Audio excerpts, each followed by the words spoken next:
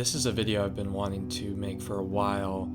A few years ago, my friend Ethan and I took a backpacking trip through South America, where we hitchhiked, camped, and explored the ancient Andean cities along the way. About halfway through our trip, we decided to start documenting our experience and eventually put together a pretty goofy, very off-the-wall and spontaneous 6-episode series which we uploaded to YouTube. It was originally supposed to be just a chronicle of our backpacking adventure, but soon turned into something which we had not anticipated. As we talked more to locals, visited ancient ruins, we soon began to feel a bit uneasy. Something didn't quite add up, and we were certainly not equipped nor educated enough to piece together the puzzle. Nonetheless, we tried our best. After we returned home, we slapped it all together and called it a show. But the things we unearthed during our trip still linger in our minds as a reminder that we barely scratched the surface. In this video, I'll attempt to take a much deeper look at some of the mysteries we uncovered and bring forth some of the evidence in a new light. So without further ado, let's dive into it.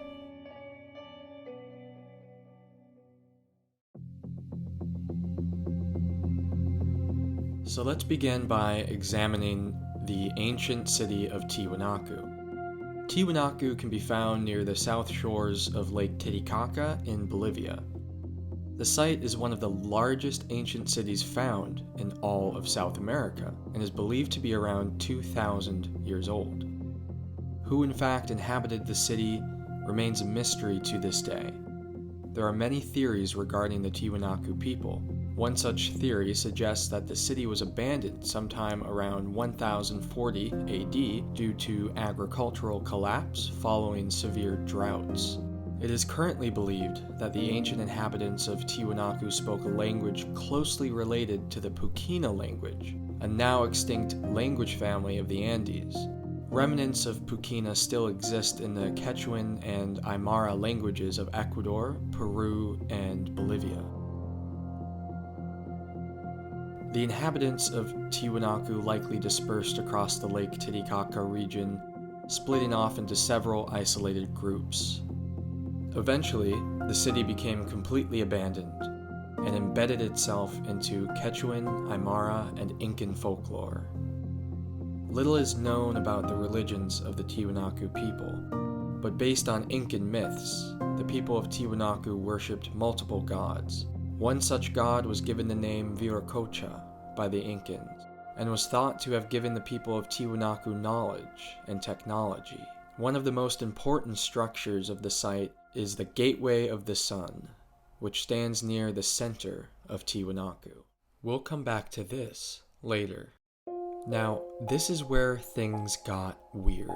We spoke to several Aymara people who told us of ancient legends of ancient Tiwanaku deities. The god of Tiwanaku's name varies throughout the region. By some he is Tanupa, by others Kontiki, and by many, thanks to the Incans, Viracocha. Many of the stories we heard spoke about the mythical deity as having arrived from the Pacific Ocean via sailboat and taught the Andean people about agriculture, architecture, and astronomy. But the strangest part was yet to come. In almost all of these legends, the Viracocha is portrayed as a pale-skinned, slender man with facial hair.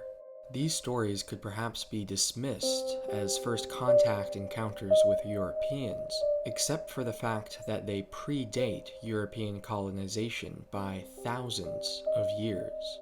Outside of oral folklore, there exist artifacts depicting these deities as fair-skinned, bearded men, which also predate colonial times. The other puzzling thing which we heard time and time again from locals was that their native language of Aymara was similar to Japanese. Some words are the same.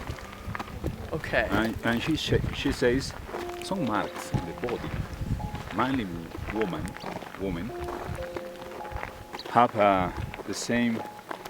We saw the same mark in woman here. She said, But that's right. Is what the chivo is Hina, hina, Sí. hina. Ajá. Un poco en japonés está mezclado con aymara. Hina, Aymara, por ejemplo, japonés dice hina, hina, hina, hina. Nosotros de aymara decimos hina, Sí. vamos, vamos así. The more we heard, the more we questioned what we had known about the peopling of the Americas. Some locals even insisted that there were cognates between Japanese and Aymara. There didn't seem to be much evidence for these claims outside of subjective experience, and the northwestern coast of South America has become home to many Japanese immigrants in the recent past. But we still wondered if there was some truth behind these stories. A reoccurring story which we had heard from locals detailed how upon Spanish arrival in the 1500s, the Spanish asked to the Aymara, Incan, and Quechuan people, "Who built the city of Tiwanaku?" To which the natives responded, "We did not build this, nor did our ancestors. This place was abandoned long before we ever came here." It's stories like these that made us wonder. Before we delve deeper into these claims, we have to examine contemporary theories on the history of the Americas.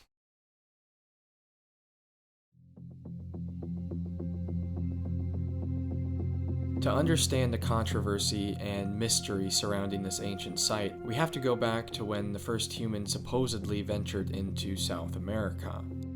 The most commonly accepted theory is the theory that humans first began migrating across the Bering Strait into North America around 13,000 years ago.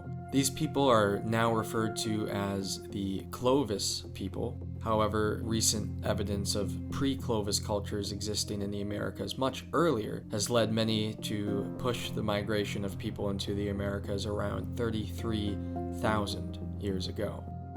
Now, the oldest known human settlement in all of South America is a very mysterious place called Monte Verde, located in Chile. This site dates to around 14,800 years old. Now, this site, due to its age, challenges the Clovis first theory, which advocates for the Clovis people and the Clovis culture being the first evidence of humans in North America, and ultimately the ancestors of South Americans. The site was first excavated by two archaeologists named Tom Dillahay and Mario Pino. What they found at the site were stone tools which they had dated to over 30,000 years old. However, due to the fear of causing extreme controversy over this date, they chose to ignore this finding and focus on the items that they found which dated to around 14,800 years old, which was already controversial enough. Pino, however, insisted that the site is 30,000 years old, despite his colleague not being convinced or interested. Monte Verde has been accepted reluctantly and begrudgingly by the archaeological community to be at least 14,800 years old. Now, this brings a whole new problem to the table, a problem called the Beringia problem. For decades, it was believed that Asian peoples crossed the Bering Strait around 13,000 years ago, during a period when an ice-free corridor opened up between mile-high ice sheets over the Bering Strait. This allowed people to walk into the Americas while following big game. Now back to Monte Verde.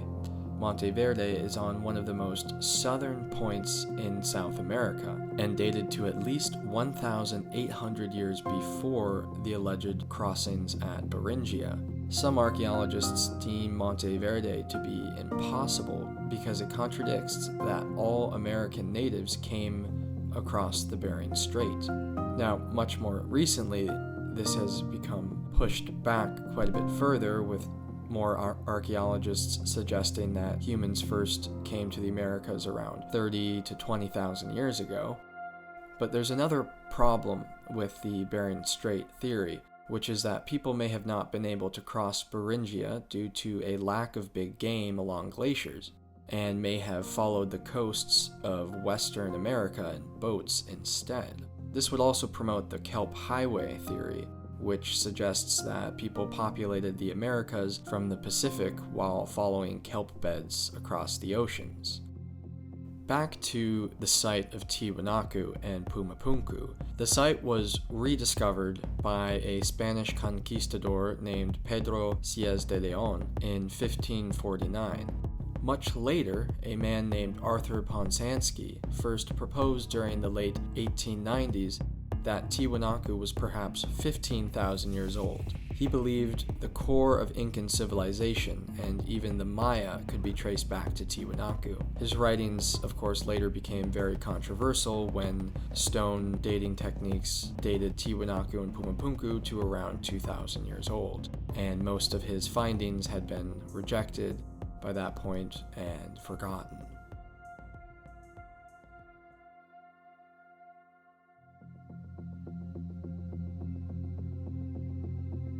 The Polynesians were some of the most highly skilled seafaring people to have ever lived. Originating in Southeast Asia, they populated much of the South Pacific by hopping from island to island for centuries. The furthest known region to have been inhabited by the Polynesians is Easter Island, which lies only 2,300 miles from the west coast of Chile. It was long thought that this had been the furthest point of Polynesian exploration. However, recent genetic studies have found traces of Polynesian DNA in ancient South American bones.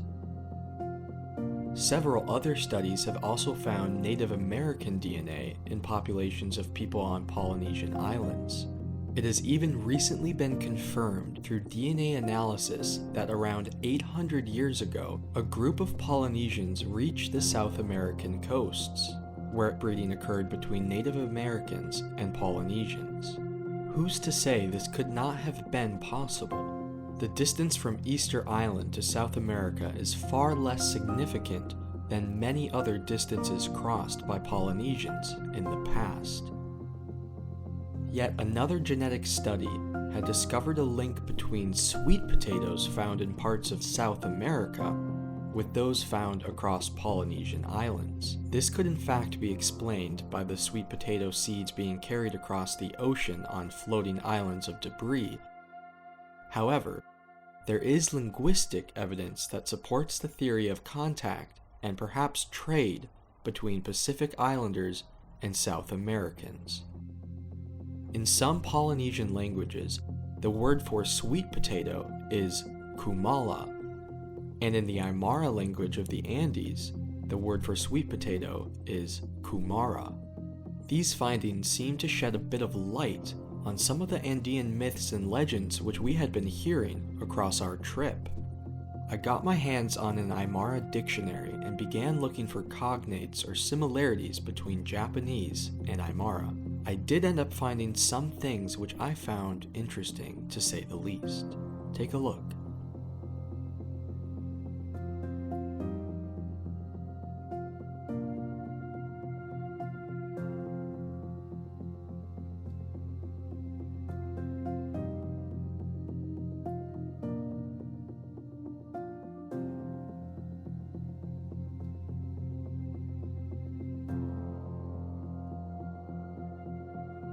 I wasn't entirely confident with these findings, so I turned my focus towards Easter Island and the Rapua Nui language. Here's a list of some of the similarities I found between the two languages.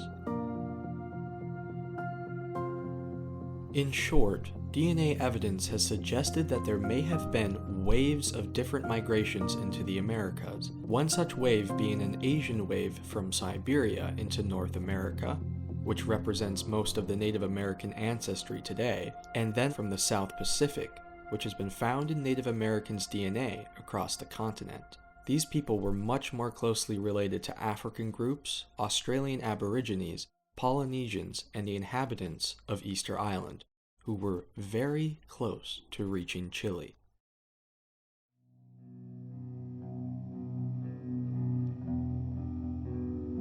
There are many theories as to how the city of Tiwanaku became abandoned. Most of these theories deem agricultural collapse as the culprit. However, there exist other, more controversial hypotheses. One such hypothesis suggests that Tiwanaku is in fact much older than contemporarily thought, and had become abandoned due to some type of natural disaster or cataclysmic event. This would possibly explain some of the Aymara legends which describe a catastrophic flood which had devastated the land, wiping out most of the population. This could also indeed explain the chaotic state of Tiwanaku and Puma Punku today. It does appear as something truly catastrophic occurred at the site, toppling massive stones weighing over 100 tons. It's hard to find solid evidence for these claims, but what we do know is that during the end of the last ice age, around 12,000 years ago, there would have been a dramatic rise in sea level, but the big problem here is that Tiwanaku has been dated to be around 2,000 years old. But could it have been built much longer ago? Some researchers, such as Graham Hancock, have pointed out strange glyphs found at Tiwanaku as being evidence for the site being much older. Hancock proposed that the images on the Gateway of the Sun at Tiwanaku depict an extinct species of Gomphotheris named Cuvierinus.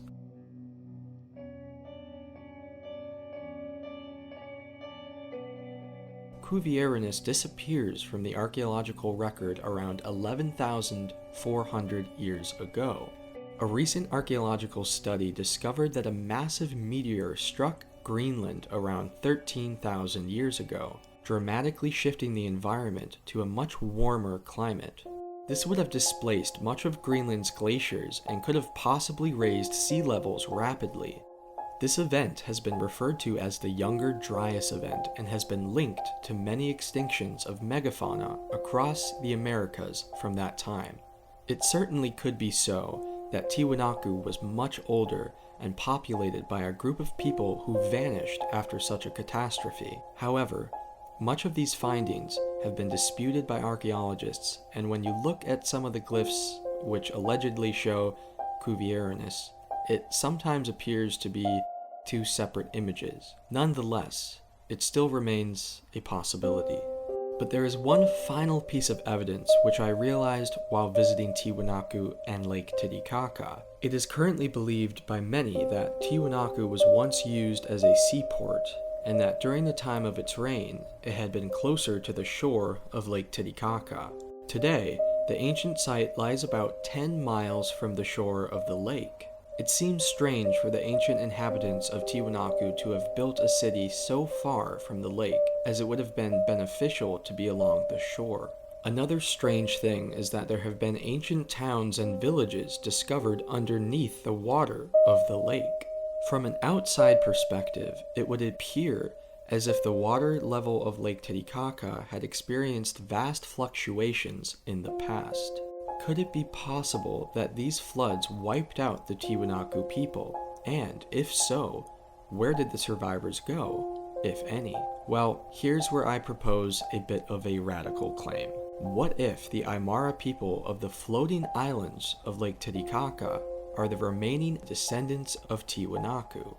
The Aymara people live atop man-made floating islands constructed using totora reed for buoyancy.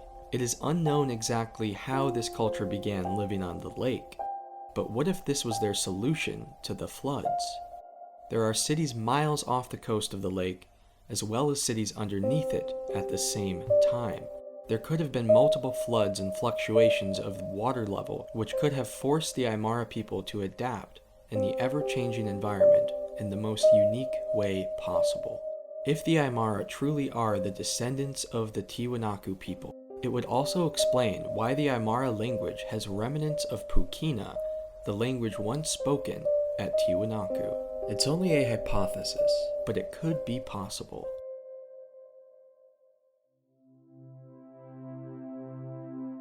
The ancient city of Tiwanaku has been shrouded in mystery since its rediscovery in the late 16th century. It's difficult to attempt to uncover the truth when there are so many stories, myths, and legends surrounding this ancient city.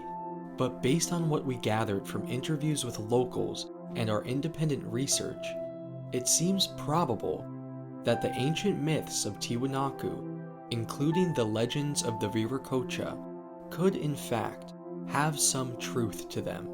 Was the Viracocha in fact an ancient Japanese explorer, or was he a Polynesian sailor from the Pacific? Perhaps we will never know for sure. This would explain many of the Aymara, Quechua, and Incan, and even Mayan origin stories which depict fair-skinned people from the sea arriving to spread knowledge. It's certainly a possibility that the site of Tiwanaku could have been populated by seafaring peoples from the Pacific. Perhaps the people of this first wave had built vast cities and empires across South America, long before the second wave of people arrived from the north coming down from Beringia. This could well explain the persistence of legends across Native American cultures that people long before them and their ancestors had constructed ancient cities. Perhaps these people were wiped out in a cataclysmic event which may have occurred just before or during the Beringian migration. Perhaps these first people who populated the Americas experienced a radical climate change, which subsequently caused their civilizations and cultures to disappear into the newly arriving Beringian folklore. It could be so that during this event only small populations of the Pacific Islanders survived, and throughout the next 10,000 years, assimilated seamlessly into the most recent wave of Native American populations. Or maybe only a few isolated interactions occurred between Polynesians and Native Americans during a short period of time right before European colonization. Occam's razor doesn't help much to penetrate the mysteries to the truth. The history of the Americas is far too complex. What's certain is that there existed advanced, rich, and powerful empires across the Andes throughout antiquity, and that trade and contact occurred between Native Americans and Pacific Islanders long before Europeans ever set sail for the New World.